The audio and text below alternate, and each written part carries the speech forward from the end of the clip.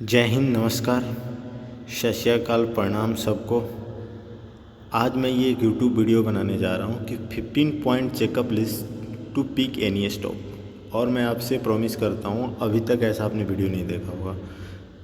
हमें बेसिक क्या देखना चाहिए ना, ये आप बहुत सारे यूट्यूब पे वीडियो देखे होंगे लेकिन ये नहीं मिलेगा। तो बिना टाइम वेस्ट किए हुए मैं शुरू करता हूँ कि 15 ऐसे पॉइंट जो आपको तुरंत चेक करो और पिक करो स्टॉक। पहला, quarter and year on year revenue growth even by 1%। मतलब रेवेन्यू में ग्रोथ होना ही चाहिए क्वार्टर ऑन क्वार्टर बेसिस पे। और ईयर, कितना भी लोग बोले सीजनलिटी है, ये है, वो है, नहीं, हमें हर साल ग्रोथ चाहिए। आप हमेशा याद रखिएगा, पीटर लिंच भी बोलते हैं कि स्टॉक प्राइस जो होता है ना, वो इनके अर्निंग के गुलाम होते हैं। Stock prices are the slave of earnings. तो हमें ना इनको, अब एक्चुअली क्या है, हम स्टॉक नहीं खरीदते ना, हम तो बिज़नेस खरीदते हैं। तो बिज़नेस तभी बढ़ेगा जब उनके बिज़नेस में ग्रोथ होगा। तो रेवेन्यू ग्रोथ हर साल होना चाहिए। दूसरा, profit should be generated by company respective to revenue. और जितना रेवेन्यू हो रहा है ना, उसमें से कुछ हिस्सा प्रॉफिट आना चाहिए। कितना भी बोल दे adjusted EBITDA, in other income, ये लॉस, वो नहीं, कुछ नहीं सुनना है। सिंपल सी कहानी है, 7,000 कंपनियाँ हैं, तुम्हारा एडजस्टेड EBITDA है ना, हम तुम्हें छोड़ देंगे, अगली देखेंगे। Year on year, quarter on quarter revenue growth होना चाहिए और उस रेवेन्यू से प्रॉफिट भी जनरेट होना चाहिए। प्रॉफिट बिफोर टैक्स भी चलेगा। तीसरा, price to earning ratio should be less than return on capital employed. ये क्या है, इसके पीछे पूरा मैं एक 10 मिनट आधे घंटे का वीडियो बना सकता हूँ कि PE ROCE से क्यों लेस होना चाहिए। उस पर दिमाग मत लगाइए, बस आप इतना देखिए ना कि अगर किसी कंपनी का PE है 12, 14, 20, 22 पे आप खरीद रहे हैं, तो उसका ROCE कम से कम 25, 26, 27, 28, और जितना बड़ा गैप होगा ना, उतना ही बड़ा अपॉर्चुनिटी है। और ये जो स्पेसिफिक पॉइंट है, ये प्रोडक्ट सर्विसेज, केमिकल सर्विसेज, इनमें ज़्यादा काम आता है, लेकिन ऐसा होना चाहिए।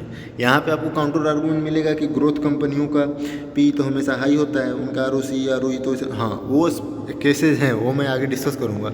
लेकिन जब आप कोई प्रोडक्ट कंपनी, जैसे फॉर एग्जांपल रेन इंडस्ट्री ले लीजिए, तो इनका ना अभी भी अंडर वैल्यूएशन है, बट मैं उसकी बात नहीं कर रहा हूँ। तो PE हमेशा ROCE से कम होना चाहिए। कॉन्सेप्ट क्या है, ये मैं आगे की वीडियो में बताऊंगा। डेब्ट to equity ratio less than 0.7 and ICR interest coverage ratio greater than 4। ये बेसिक चेकलिस्ट है, अपने ट्रेडिंग डेस्क पे लगा दीजिए, चिपका, इसको पॉइंट नोट बना के ना चिपका लीजिए कि भाई कंपनी पे कर्जा ना कम होना ही चाहिए। सबसे अच्छा डेब्ट फ्री मिल जाए, अगर नहीं मिल रहा है फिर भी, तो डेब्ट टू इक्विटी रेशियो 0.7 से कम होना चाहिए। और इंटरेस्ट कवरेज रेशियो 4 से ज़्यादा होना चाहिए। इंटरेस्ट कवरेज रेशियो का फंडा क्या है, वही है ना कि भाई ये कितना टाइम इनका डेब्ट है, मतलब कितना टाइम लगता है इनको अपना डेब्ट चुकाने में। ये 100 रुपये कमाते हैं तो 4 रुपये डेब्ट में जाता है, तो वो इंटरेस्ट कवरेज रेशियो, तो वो हमेशा इनका मतलब प्रॉफिट इतना होना चाहिए कि डेब्ट से ज़्यादा निकलना चाहिए। ICR greater than 4, simple logic है। Fifth point, company product and services should be on ground either directly और indirectly reaching to general public. कितना भी कहानी बनाया जाए कंपनी के बारे में कि ये तो डिजिटल मार्केटिंग करती है, वो करती है, ये करती है, नहीं, सुनो कहानियाँ सही है, लेकिन आपको एंड ऑफ द डे ये मन में याद रखना है, दिमाग में डालना है कि इसका लास्ट एंड पे किसी आम पब्लिक के पास जा रहा है, नहीं, कस्टमर के पास जा रहा है कि नहीं, आप कुछ देख रहे हो नहीं, या फिर कागज़ों में चल रहा है, ऐसा नहीं होना चाहिए। फॉर एग्जांपल, चाहे कि सर्विस ही क्यों ना हो, या कोई B2B, बिजनेस टू बिजनेस ही क्यों ना हो। फॉर एग्जांपल, अब जैसे केमिकल कंपनियां बहुत सारी दवाइयां बनाने में काम आती है। हाँ भाई, वो दे रहा है सिप्ला को, मान लीजिए लक्ष्मी ऑर्गेनिक सिप्ला को दे रहा है, तो सिप्ला की दवाइयाँ तो पहुंच रही है ना, तो डायरेक्टली या इनडायरेक्टली आम पब्लिक के पास पहुंचनी चाहिए। हवा में नहीं होना चाहिए कि ये प्रोडक्ट है, ये सर्विस है। 6, नो प्लेज शेयर का प्लेजिंग नहीं होना चाहिए। अगर आप एक्सेप्शनली मान भी सकते हैं ना, तो कुछ स्पेसिफिक रीजन स्पेसिफिक केसों में कि भाई इनको ये रिड्यूस करना था फंड तो उसके लिए किया है, लेकिन वो जल्दी उन्हें रिलीज भी करना होगा। और प्रोमोटर होल्डिंग मोर देन 51%। 51% क्यों? वही हॉस्टाइल टेक ओवर ना करे, और 51% से ज़्यादा है ना तो प्रोमोटर का इंटरेस्ट भी रहता है अपनी कंपनी में। ठीक है, अब आ जाइए।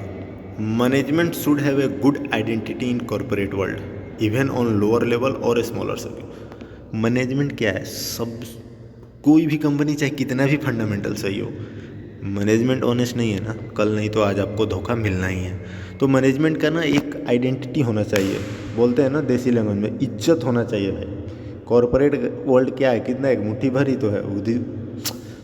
अरे ज़्यादा से ज़्यादा मेरे को ये नहीं लग रहा कि 50,000 लोग ही पूरे इंडिया के कॉरपोरेट वर्ल्ड को पकड़ रखे हैं। उनके बीच उसका है, आप लिंक्डइन चेक करो, उसका ट्विटर हैंडल चेक करो, उन पे गूगल पे रैंडम सर्च कर लो, कोई कोर्ट केस तो नहीं है। तो बस सही है तो सही है। 8th point, assume how big the market of that company, product और services and how much they are covering and in future how much expand. मतलब ये जनरल आइडिया है कि भैया वो घड़ी की कंपनी है तो ओवरऑल घड़ी का मार्केट कितना है, आप एक माइंड में ये कर लो सेटअप। हाँ, उसमें से इसका इतना शेयर है, ठीक है, अभी ये इतना कवर कर रहे हैं मार्केट शेयर, तो इनके एक्सपेंड होने का चांस है या नहीं। मैं एग्जांपल दे रहा हूँ, जैसे टाइटन है, ज्वेलरीज का कितना बड़ा बिजनेस है इंडिया में, कितना बड़ा मार्केट है, हर एक घर से लेकर हर जगह ज्वेलरी का कोई भी कॉर्नर हो इंडिया का, और उसमें टाइटन का कितना मार्केट शेयर है? 2 से 3%। अभी कितना एक्सपेंड हो सकता है? 98%। सोच रहे हो? तो आप इस तरीके से अब कंपनी के एनालाइज करो। अब आते हैं, ये सिर्फ फंडामेंटल और जनरल चीज़ है। अब थोड़े से हम टेक्निकल चीज़ों की बात करेंगे। तो stock price should be about 200 day moving average. ये स्टोरी आप लिख के रख लीजिए। 200 DMA से नीचे चल रहा है स्टॉक ना, नहीं खरीदेंगे। कहीं नहीं भागा जा रहा है, मार्केट भी यही है, हम भी यही हैं, आप भी यही हैं। जब 200 के ऊपर जाएगा तो खरीदेंगे। ये एक पहला हो गया। दूसरा, स्टॉक 20 डे मूविंग एवरेज अगर 200 डे मूविंग एवरेज को नीचे से क्रॉस कर रहा है तो ले लेंगे। तीसरा, stock to be in phase 2। अब ये फेज क्या होता है आपको मैं इस वीडियो में बता नहीं सकता, लेकिन 4 फेज होते हैं स्टॉक के, किसी भी स्टॉक प्राइस के। तो फेज़ 2 होता है ना, एडवांसिंग फेज होता है।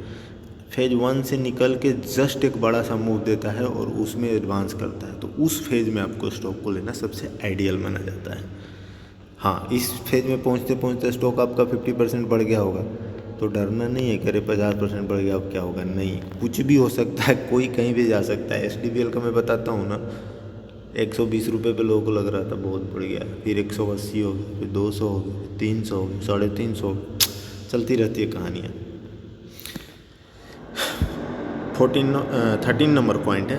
14 number, insider deal, block deal and bulk deal of last 6 month. ये सारी डील जो है ना, उनकी डील सेक्शन में जाओ और सारी डील को एक बार ट्रैक कर लो।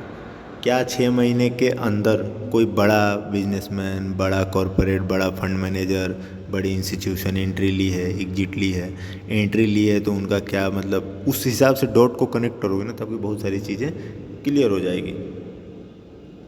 15 and last point, government policy and all legal framework of companies.